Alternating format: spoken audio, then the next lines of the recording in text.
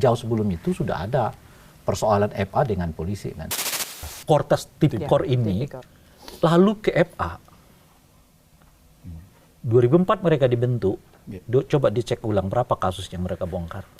2024 ke 2026 itu yang garang kan kejaksaan. Iya. Ya. Yang garang kejaksaan. Bahkan kita nggak melihat kiprah KPK. Polisi salah itu ditangani polisi. Benar ya? Betul. Jaksa salah ditangani oleh kejaksaan.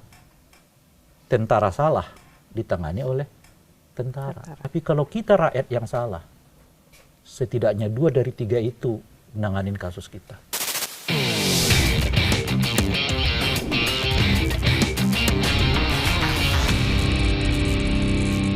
DPR, kalau istilahnya boleh nggak saya pinjam mendamaikan atau apa istilahnya Bang ya? Memfasilitasi perdamaian. Memfasilitasi. Abang membacanya bagaimana? Apakah itu sudah, ini kan kasus hukum, apakah itu sudah masuk ranah politik gitu? Ya. Sebetulnya nggak bisa disebut juga menurut saya kasus hukum. Oh, nggak bisa disebut kasus hukum? Ini lebih jelas malah disebut kasus politik, ya apa namanya itu, hukum politik gitu lah kira-kira. Jadi sebetulnya politik yang dipakai dengan cara hukuman gitu. Karena sejak dari awal prosesnya udah jadi bertanya-tanya kan. Sejak dari awal penetapan yang bersangkutan sebagai tersangka. Yang kita tahu sejauh ini tentu ya kita di sepengetahuan kita belum pernah dipanggil yang bersangkutan. Sudah ditetapkan sebagai tersangka. Kedua, tadi disebut ya, ada penggeledahan.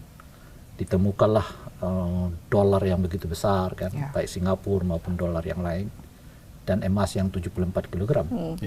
Yang hari ini belum dipastikan keasliannya oleh polisi katanya. Tapi udah disebut ini emas. Lebih ini lagi bagi saya yang lebih pertanyaan itu, mereka belum pastikan bahwa itu miliknya FA. Gitu. Tapi udah ditetapkan sebagai tersangka. Heboh, ya kan? Nah, ditetapkan tersangka, sore ditetapkan tersangka, pagi ditetapkan tersangka, sorenya dilimpahkan ke kejaksaan. Dan ini soal status juga ada yang ramai kemarin, ini belum ada klarifikasi, dari tersangka jadi saksi, kemudian jadi tersangka lagi. Jadi apa ya, itu proses hukum. Mungkin kita harus cari profesor yang bisa menjelaskan bahwa itu adalah proses hukum gitu. Tapi tadi menarik yang Abang sampaikan tadi. Ini proses politik yang menggunakan hukum. Maksudnya ada kekuatan politik yang menggunakan hukum sebagai tangannya mereka begitu.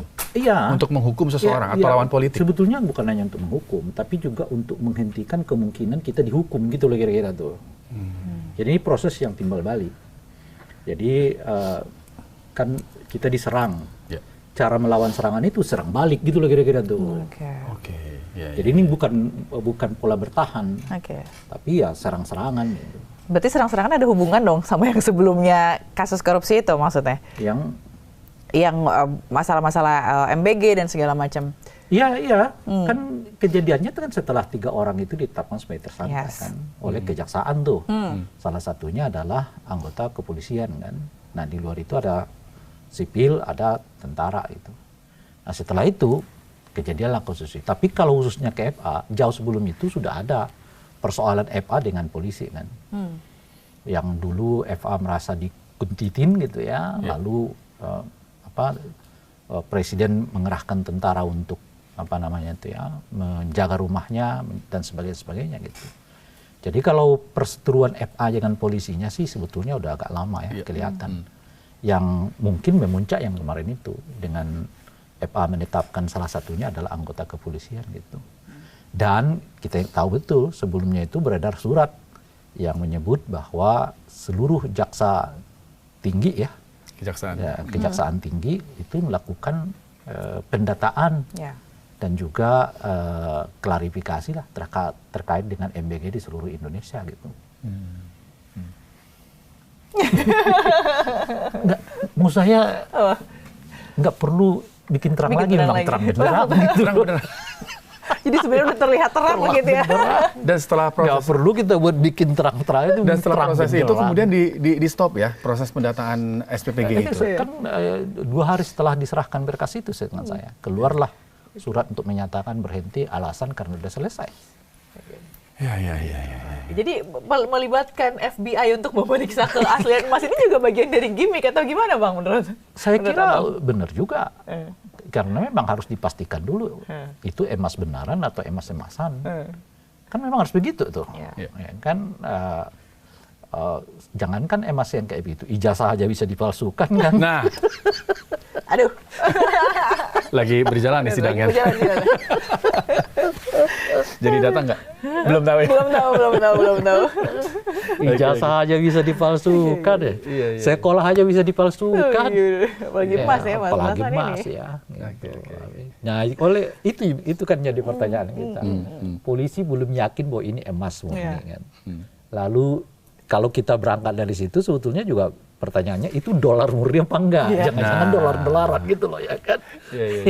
Kan harus diperiksa lagi kan. Nah, kalau mekanisme hukum yang benar, periksa dulu tuh. Lalu panggil orangnya, beri kesempatan. Karena manggil orangnya itu bukan soal logika hukum ya. Itu kewajiban hukum. Ya, untuk menanyakan, itu benar nggak duit kamu? Benar nggak emasnya kamu? Kalau dia bilang benar, nah tentu berlakulah penyelidikan berikutnya. Kalau dia nggak bilang bukan emas saya, seperti disebutkan oleh Jampitsus ya, saat itu masih statusnya Jampitsus kan, karena dia besoknya konferensi pers yang menyebut bahwa rumah itu ya rumah Jampitsus, tapi uang yang di dalamnya bukan milik dia kan kira-kira itu. Nah, ada pemiliknya. Ada pemiliknya. Nah, sekarang harus ditanya pemiliknya siapa. Nah, kenapa tiba-tiba dia ditetapkan sampai tersangka belum diklarifikasi itu semua? Sebab kalau dia bilang ada pemiliknya, boleh jadi benar ada pemiliknya. Jadi dia cuma menampung kan. Kalau dia menampung belum tentu kena TPPU loh. Kalau dia cuma nampung loh ya. Tapi bahwa itu tindakan pidana iya gitu. Nah, berikutnya harus dikejar. Berarti siapa yang milik? Ya kan? Itu pertanyaan yang belum dijawab ya. Nah, itu dia ditanyain dia. Gitu. Nah, kalau benar yang disebut dengan penegakan hukum. Itu yang saya sebut tadi tuh, ini sangat terang benderang, nggak perlu kita buat senter yang gede apa dan saking terang benderangnya orang awam kayak kita yang nggak bergelut di dunia hukum pun juga mengerti di mana ini proses hukumnya gitu. Tapi Bang di Indonesia, apakah ketika hukum itu berjalan itu selalu bersinggungan dengan politik? Apakah karakteristiknya di Indonesia selalu seperti itu? Enggak semua sih. Tapi kalau berhubungannya dengan elit-elit itu ada unsur begitu menurut saya. Kalau berhubungan dengan elit? Ya, tapi di luar bahwa faktanya ada kejahatan ya. Gitu. Faktanya ada kejahatan. Sebabnya gini loh pertanyaannya. Mengapa apa namanya itu ya tim Kortas Tipikor ini lalu ke FA 2004 mereka dibentuk. Coba dicek ulang berapa kasus yang mereka bongkar. Kalaupun mungkin ada 1 atau 2. 2004 loh ya. 2024. Dia kan dibentuk oleh Pak Jokowi kan. Pasca seingat saya ya, kritik orang terhadap revisi Undang-Undang KPK, terjadi fit and proper test melalui tes wawasan kebangsaan macam-macam itu. Lalu muncul kritik yang luas kepada proses Pak Jokowi lah, karena di eranya dia KPK diperlemah gitu ya. Lalu dibentuklah oleh Polri Kortas Tipikor itu tadi ya. Nah, tapi sejak itu sampai sekarang apa yang mereka lakukan? Berapa duit negara yang mereka selamatkan? Maksudnya belum banyak. Makanya kita cek aja, di Google aja. Berapa kasus yang ditangani oleh Kortas Tipikor sejak 2024. Gitu ya. Tapi tiba-tiba lonjak nih, ke FA. Itu pertanyaannya dulu kan. Gitu. Kok bisa lonjak nih ke FA? Padahal sepanjang 2024 sampai ke 2026, 2 tahun sudah. Ini kasus-kasus yang sebetulnya bisa sangat kelihatan di mata kita seperti nggak disentuh oleh Kortas Tipikor ini. Oke, maksudnya. Nah, saat 2024 ke 2026 itu yang garang kan kejaksaan. Iya. Yang garang kejaksaan. Bahkan kita nggak melihat kiprah KPK. KPK mainnya cuma di kepala daerah, kepala daerah.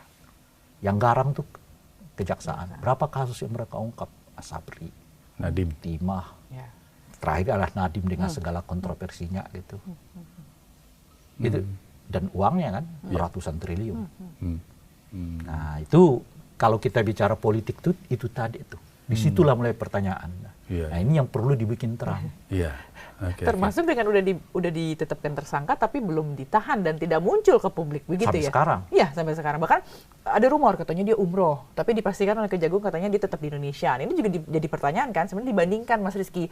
Kalau ada kasus kejahatan lain langsung dimunculin, kasusnya langsung ditampilin lah, gitu, di-expose. Nah ini tuh semacam kayak diumpetin ya nggak sih, kayak diumpetin nggak sih, Bang? Makanya saya katakan ini politik kan. Ya.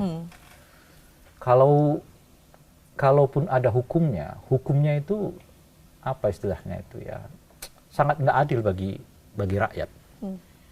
Kenapa saya sebut tidak adil bagi rakyat? Polisi salah itu ditangani polisi, benar ya? Betul. Jaksa salah ditangani oleh kejaksaan. Tentara salah ditangani oleh tentara. Kayak kemarin tuh, yang kasus Andre Yunus kan. Tapi kalau kita rakyat yang salah, setidaknya 2 dari 3 itu menanganin kasus kita.